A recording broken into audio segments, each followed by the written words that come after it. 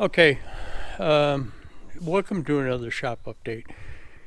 What I'm doing is showing you the haul truck, and as it mentioned in the title, part of this video is going to be about the haul truck. Now, I haven't made a video on the haul truck in quite a while, and but one of the issues was the rear suspension and the airbags. And the issue is that apparently one of these arms that support the airbags or the airbag platform is bent. They're not at exactly the same angle, and that's kind of the issue. And it was addressed in one of the haul truck videos, and I have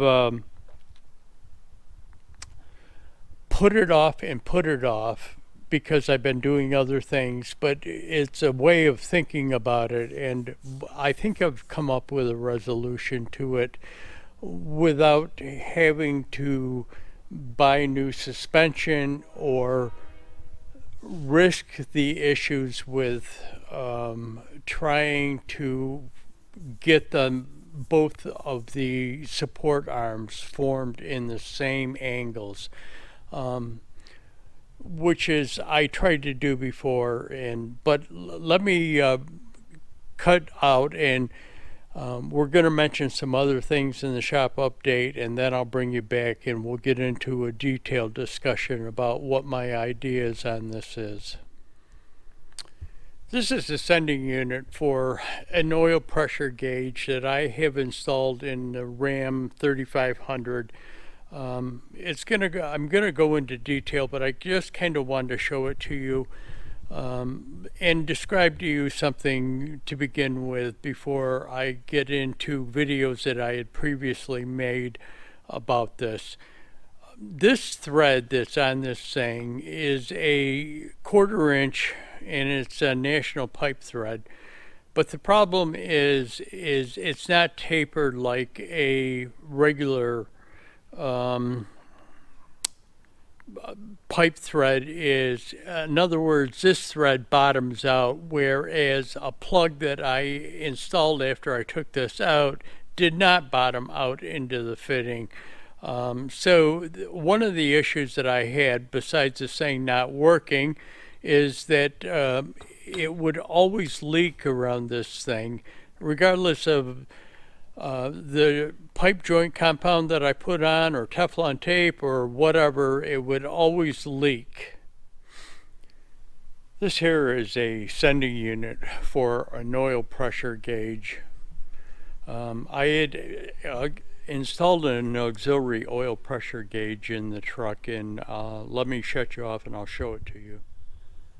Okay, one of the things I'm going to show you is this oil pressure gauge in here.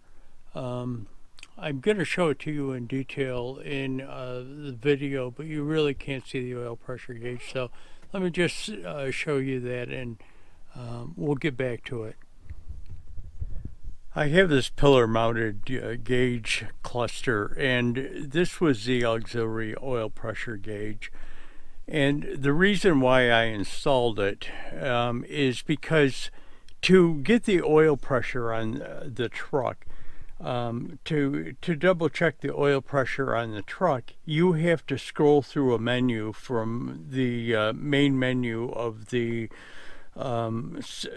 settings or readings of the thing, and it's kind of a pain in the butt to it's distracting when you're trying to drive to have to scroll through a menu to find the oil pressure gauge. So I had installed that, but it didn't work, and I'll take you back out and explain it to you. So back out here, and here's that sending unit. Now, I told you that it didn't work. To begin with, it gave erroneous readings.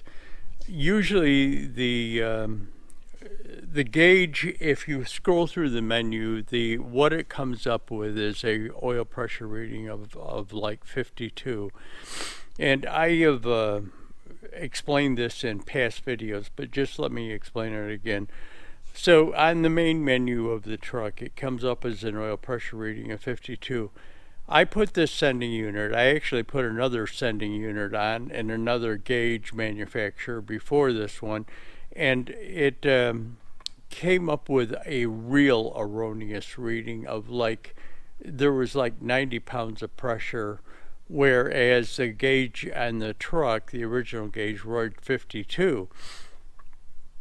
Also, the low side of the pressure reading was really low. Now, what happens is at driving speed, I get a 52-pound pressure reading. But when, like, I come to a stoplight or something like that, it'll drop down to in the range of 36 to 40, and then pick back up again as soon as you start doing it. But anyways, the original one didn't work. This one worked for a while. It still gave readings different from the 52 and the 40, let's say, on the low side.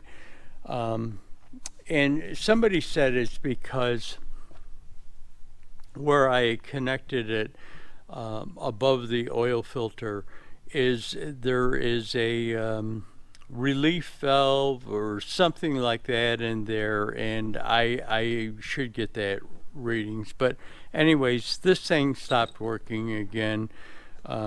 It's first of all, the wire broke off.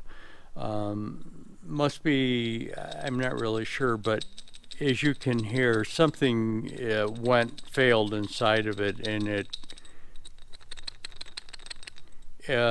it's loose. It didn't work anymore. So what I had noticed, I had always had issues with this thing bottomed out, the threads on it, even though it's a 1/4-inch pipe thread.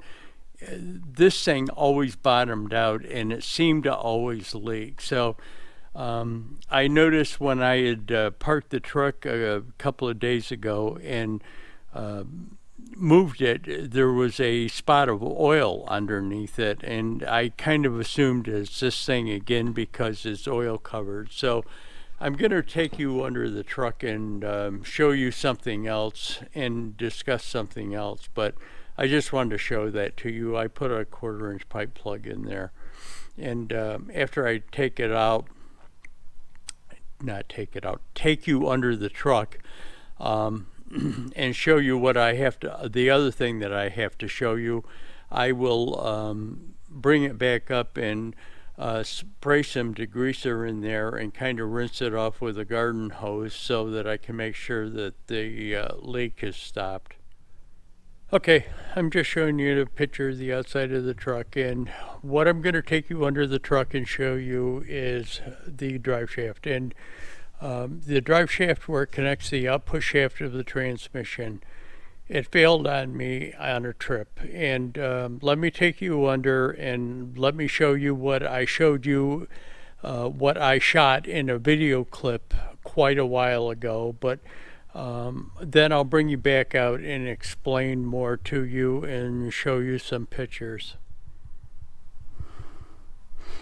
Okay, you should be able to see we've got new bolts in here, and if you can look back in here, you can see that this is a flange joint that holds the drive shaft onto the output shaft of the transmission. So in other words, the output shaft has a splined flange arrangement that goes over it, and the drive shaft has a flange U-joint adapter that bolts to it. Let me explain to you what happened. As you can see, there's damage up in here to this heat shield from the exhaust. I was on a trip and had this happen to me, so I'll explain it to you in a video, not under the truck. Here's what I'm going to do to explain it to you. I don't want you to stand here or have to look at my ugly face while I explain this to you, so I brought you over to the toolbox, and I'll just film the toolbox as I tell you, and I'm going to throw some pictures up here to of the drive shaft after it broke. Let me just explain to you. I had the trailer.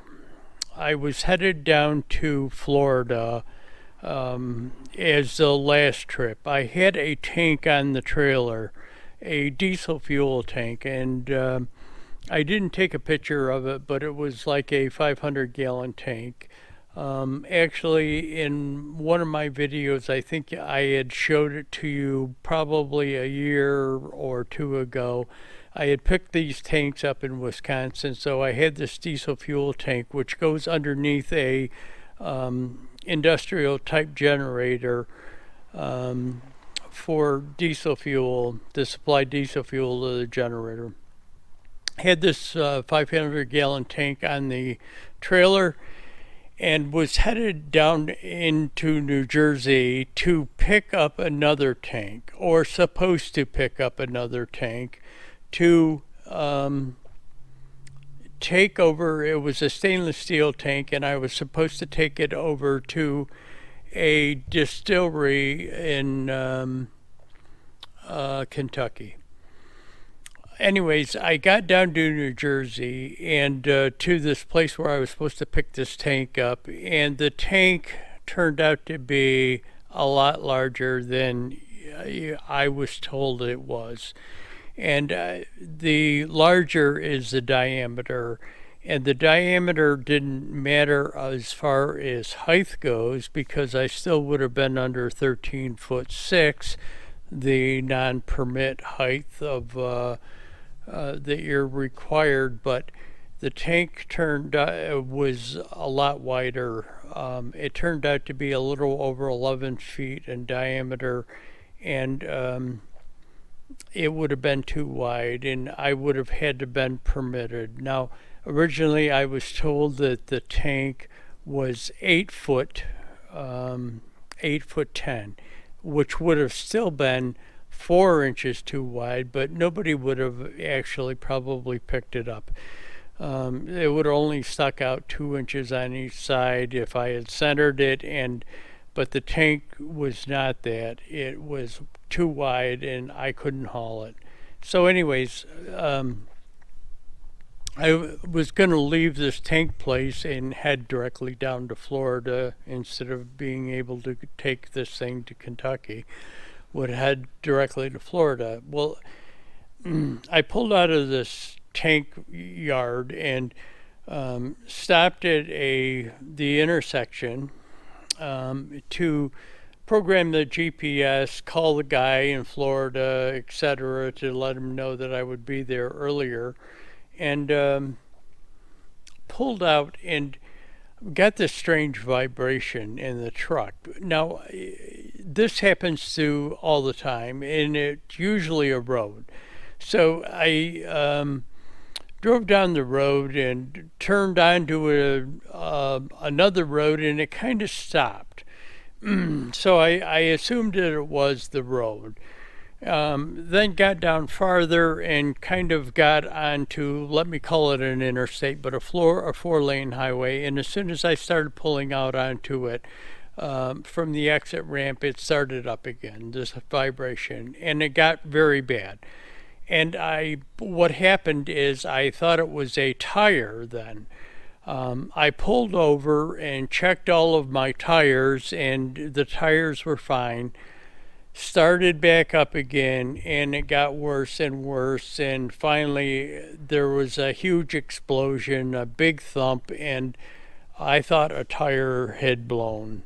So I pull over, I get out. Now, I wasn't sure that it was a tire.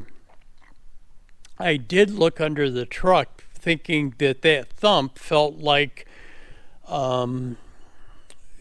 something in the transmission or drive shaft. That was the second thought that I had. So when I got out, I looked under the truck, didn't see anything there, and went around, checked the tires, and the tires were all good, trailer and truck. I knew that whatever happened with the truck, so I did check the trailer tires too, just to make sure. So I'm thinking maybe it's a clutch because the throwout bearing has been making noise forever.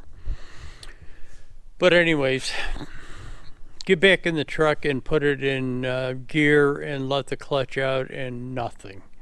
So now I'm thinking, okay, the clutch exploded and I'm not getting anything here. So I started calling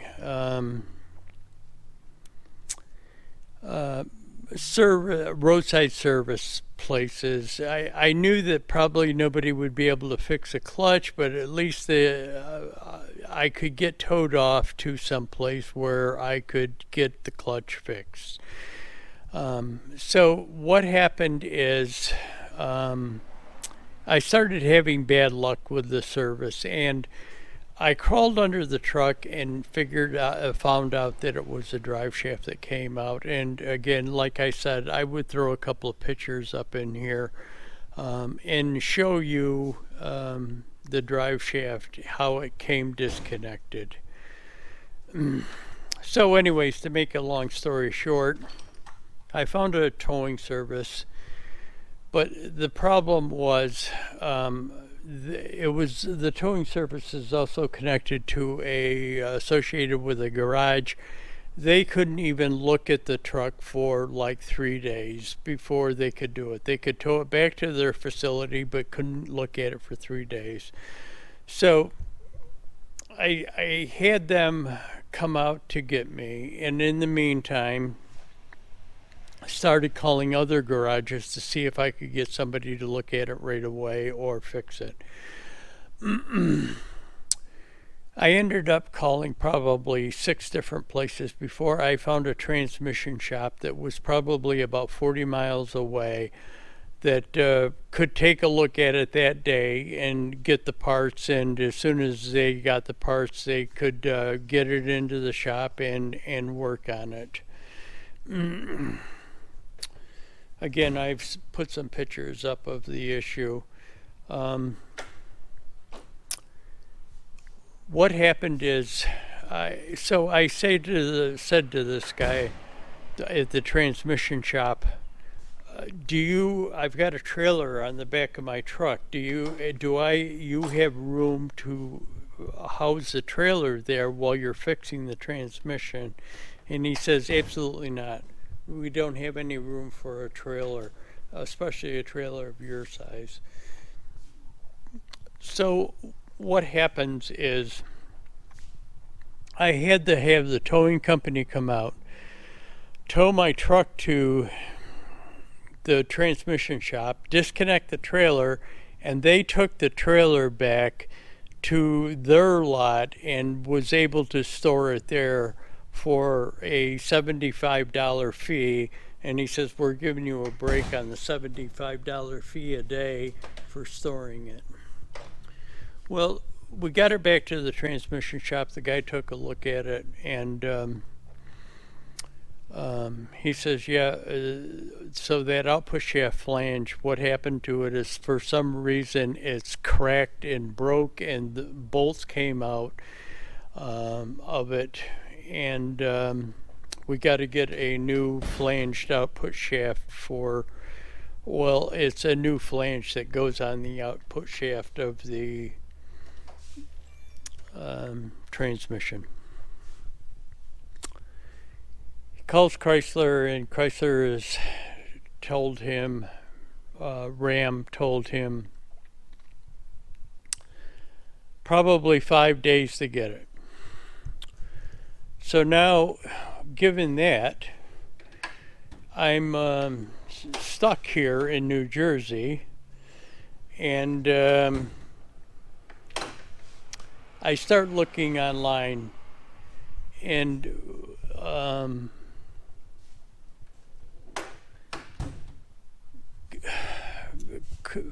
got the same kind of story basically for this part. Part is actually hard to find, but I got the same story.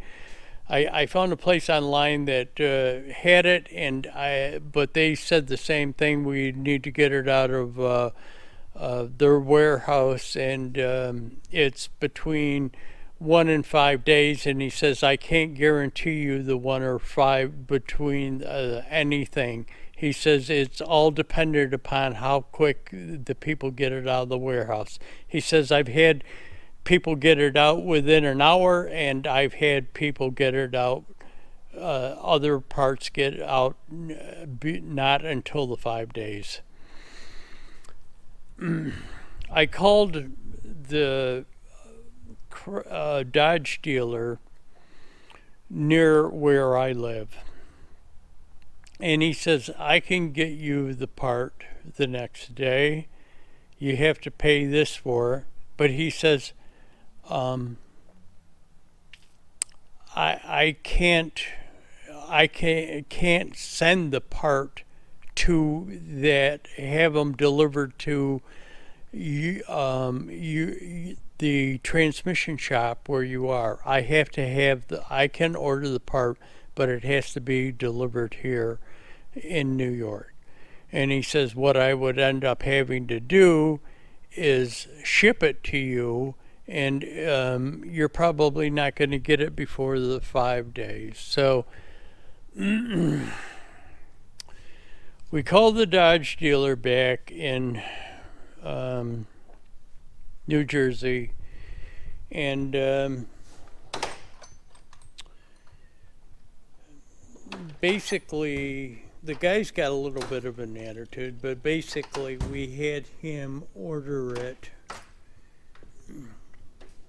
down there with that 1 to 5 day issue, and hopefully he could get it before 5 days. Well, he ordered it, and he actually got it within 3 days. It came the third day. So I ended up having to spend this time in some flea bag motel, because that's the only thing that was around this transmission place, is flea bag motels in New Jersey. As I waited for the part to arrive. Again, not knowing when the part would arrive. But then the transmission shop got it, and they got it in the morning and put it in, and I got the truck back in that afternoon and then headed out to Florida and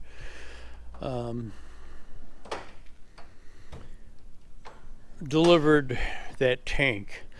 I actually delivered it. The guy that was getting this tank was putting it in his house. He's got an industrial generator that he's got in his house. He's one of these people that think, the country's coming to an end and we're going to lose power, and he needs power to back up his home so he can defend himself. But I mean, he loses power during hurricanes too. But yeah, you probably kind of know the kind of guy that I'm talking about here.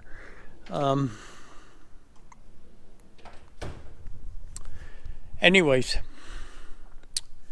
I showed you the pictures. The drive shaft broke. I'm not really sure why the hell it happened. I know that those bolts, as you could probably see from the pictures that I showed you, 3 of the bolts came out and 1 broke off. Why those 3 bolts came out, I didn't get the part back, but I've got to assume that it has something to do with the way this thing cracked. It was able to loosen, those bolts were able to loosen up. I replaced the transmission in that thing. As you all know, the transmission was replaced because it burned up because of the fluid that Chrysler decides to put in Mercedes-Benz G56 transmissions. They use automatic transmission fluid instead of gear oil. Transmission burned up.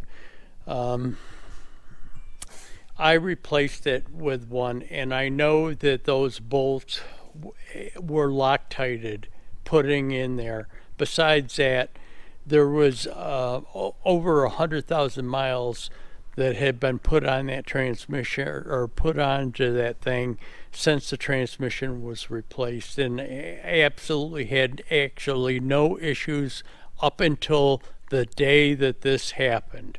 So why it happened, how it happened, and why that thing broke the way it did, I have absolutely no idea. I didn't get the part back. I should have probably asked for the part back, but I didn't get it back.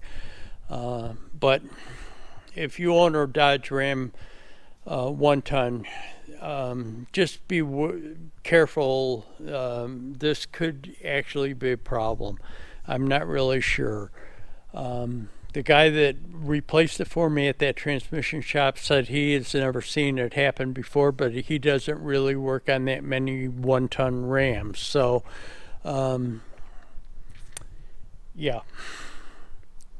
Anyways, there's that story. I've also showed you a bunch of clips of some other things that have been on the trailer. Let me just explain to you that I have been doing a lot of runs for people, but again, this country is in one of them states, and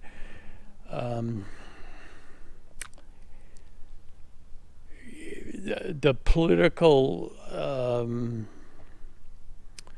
rhetoric that's going on in this country right now is bizarre. We are having issues with trucks. We're having issues with getting parts for trucks. There's a lot of issues with getting some of the sensors and some of the components for emissions on bigger trucks, and people are being put out of service. And then we have issues with DOT and states trying to recover money. Instead of having to raise taxes, they are ticketing everybody for everything. And a prime example is I have a exit for the New York State Thruway 2 miles away from my shop, and every day the DOT and the DOT troopers are sitting at that exit, pulling trucks over and giving them tickets for anything, and tying deliveries up. I have a friend that has a business and he has a small truck, and they stop him all the time, and he sits there on an average of between an hour and 2 hours, not while they're inspecting it necessarily, but waiting to be inspected. And the same thing, he's gone through this inspection.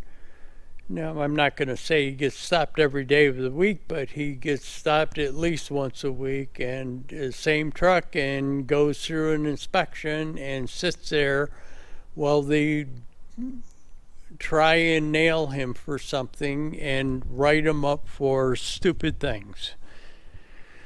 Absolutely stupid things. Just to try and achieve money so they don't have to raise taxes to pay for all of this stuff that's been going on the last 2 years where they've lost revenue. But anyways, it's ridiculous, and I'll get censored for saying this, so by YouTube, whose my views don't agree with their political views, so you get censored.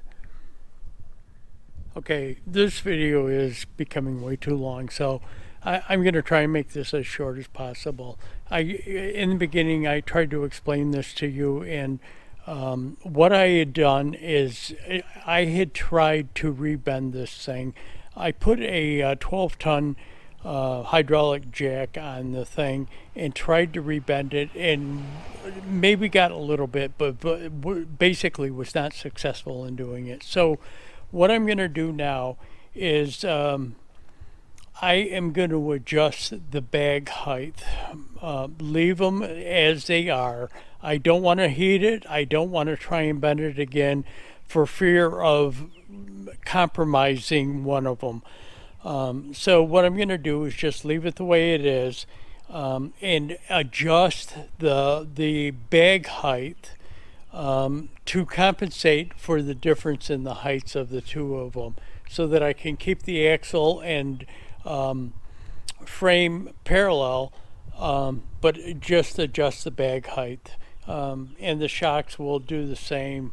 I won't have to be as particular with the shocks as I am with the airbags, to get the airbags to hold the truck at the same height and parallel, or parallel with each other, let's say.